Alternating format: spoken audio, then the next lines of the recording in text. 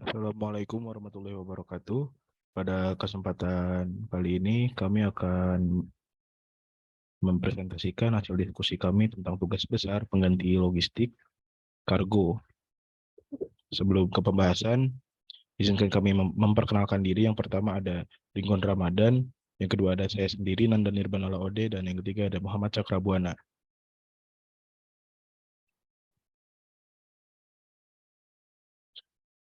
Nah, selanjutnya akan dijelaskan oleh rekan saya.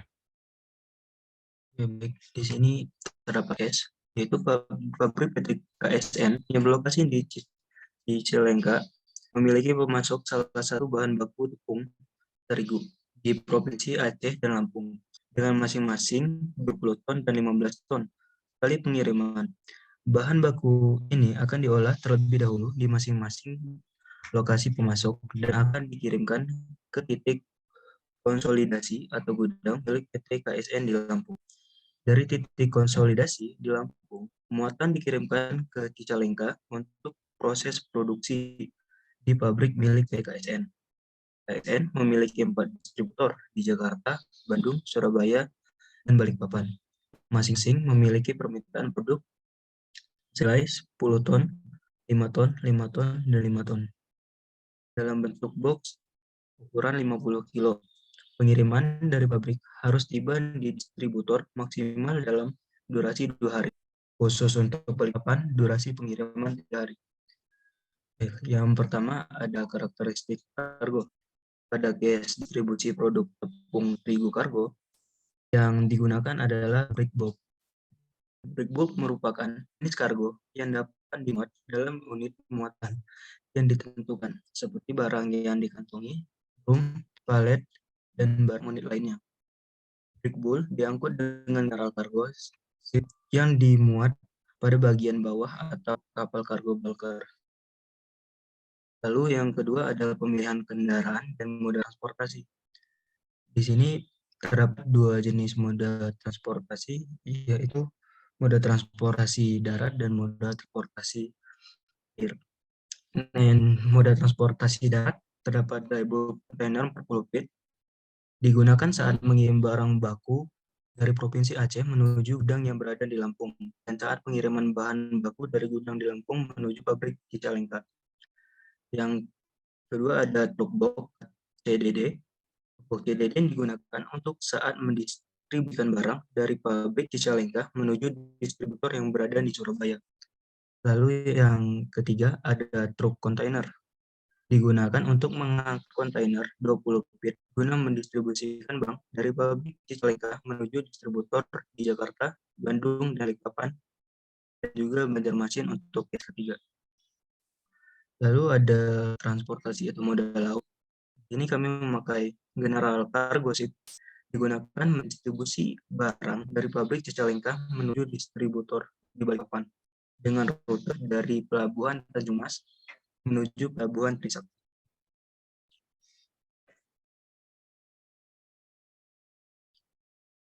Oke, di sini ada unit load. Unit load yang kami pakai itu kontainer 20 feet dan dry bulk kontainer untuk bahan baku. Lalu ada unit handling. Unit handling atau material handling yang digunakan pada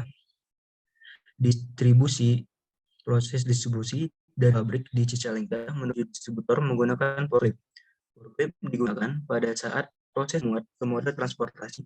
Dalam hal ini, truk CDD dan kontainer 2 feet dengan kemas produk menggunakan packing box dengan bobot 50 kilo. Lalu ada unit handling yang kedua pada proses shipping, yaitu kontainer crane dan reach stacker.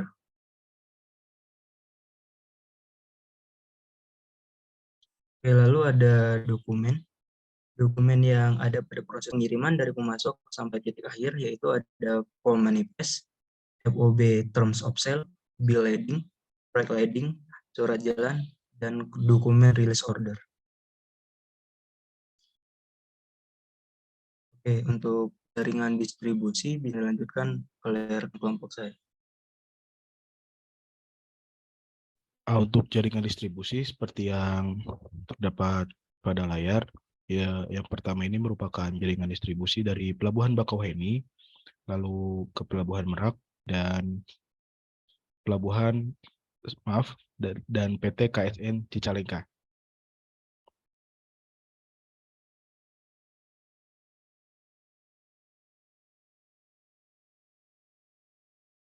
Nah, yang kedua ini merupakan jaringan distribusi dari PT KSN Cicalengka menuju Jakarta. Boleh di next. Selanjutnya, jaringan distribusi dari PT KSN Cicalengka menuju Surabaya.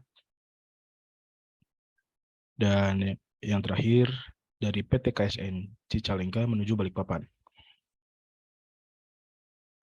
Nah, berikut merupakan alur distribusinya. Jadi yang pertama, dari titik konsolidasi yang ada di Lampung, dikirim ke Pelabuhan Bakauheni, dan dari Pelabuhan Bakauheni itu dikirim menggunakan kapal ke Pelabuhan Merak. Nah, dan dari Pelabuhan Merak dikirim menuju PT KSN Cicalengka dan disebar menuju distributornya, yaitu Jakarta, Bandung, Balikpapan, dan Surabaya.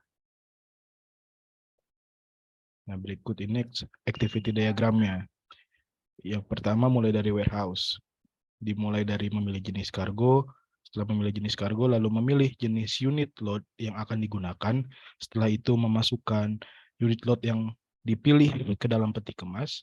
Kemudian masuk ke bagian pengiriman. Yang pertama kali dilakukan adalah menaruh peti kemas ke kapal. Setelah itu barang dikirim dari Pelabuhan Bakauheni menuju Pelabuhan Merak. Setelah dikirim, peti kemas dikeluarkan dari kapal menggunakan cheese stacker. Setelah itu mengirim barang ke Cicalengka menggunakan truk kontainer atau trailer. Dan setelah itu barang dikirim ke distributor menggunakan truk box CDD. Lalu yang terakhir itu masuk ke bagian distributor dan barang tiba di tempat distributor lalu selesai. Selanjutnya akan dijelaskan oleh rekan saya. Untuk pendistribusian ya untuk di Kota Banjarmasin. Yang pertama, mode transportasi yang kita gunakan untuk pengiriman distribusi menuju Kota Banjarmasin dari pabrik Cicalengka itu.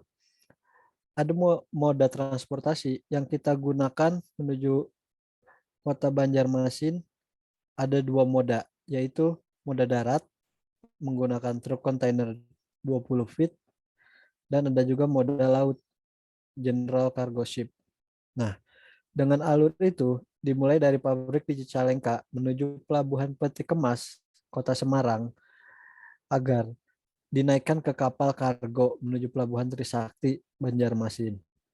Nah, sesampainya di Pelabuhan Trisakti Banjarmasin, kontainer lalu dilakukan proses bongkar muat dan dikirimkan menuju distributor di Kota Banjarmasin.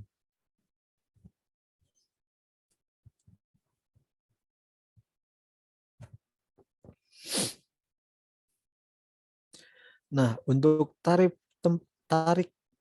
jarak tempuhnya kita bisa lihat di sini. Data operasional nilai kendaraan, punya komponen, nilai, dan satuan. Yang pertama, frekuensi pengiriman mempunyai nilai 1 dan satuannya adalah rit sehari. Untuk jumlah hari operasional atau per tahun nilainya 300, satuannya adalah per hari. Untuk jarak tempuh 1 rit itu adalah 30, satuannya adalah kilometer per hari. Untuk kapasitas kendaraannya 6.000 per kilo. Nah, untuk data biaya tidak tetapnya per tahun, BBM yang kita gunakan nilainya itu bisa mencapai 90 juta rupiah. Untuk fast moving partnya kita menggunakan 15 juta rupiah, perawatan dan perbaikannya itu 8 juta, jumlah biaya tidak tetap per tahunnya 113 juta, jumlah biaya tidak tetap per harinya adalah 376.666 rupiah, dan yang terakhir adalah jumlah biaya tidak tetap per kilometer yaitu 12.555 rupiah. Nah, untuk biaya tetapnya yang per tahun yang kita gunakan seperti depresiasi kendaraan itu kita menggunakan 50 juta rupiah per tahun, Untuk pajak kendaraannya 4 juta per tahun. Untuk biaya uji KIR-nya 7 juta per tahun. Gaji sopir 30 juta per tahun.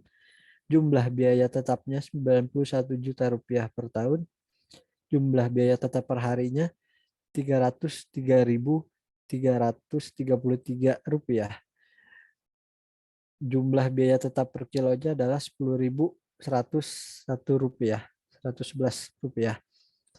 Untuk akumulasi BOK-nya per tahun, biaya tetapnya adalah 91 juta rupiah. Biaya tidak tetapnya per tahun adalah 113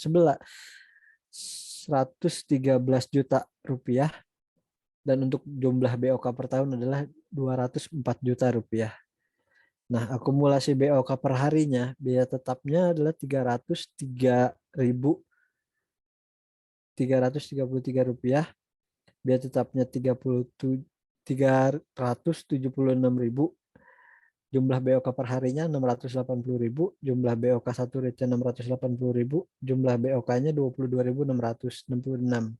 Nah, untuk tarif dasar jempuhnya adalah 3.400 per kilogram. Nah, dari perhitungan tersebut, tarif dasar jarak tempuh adalah 3.400 rupiah per kilogram barangnya tersebut. Nah, sekian presentasi dari kelompok 8. Apabila ada kesalahan, bila dimaafkan. Sekian dari kami. Assalamualaikum warahmatullahi wabarakatuh.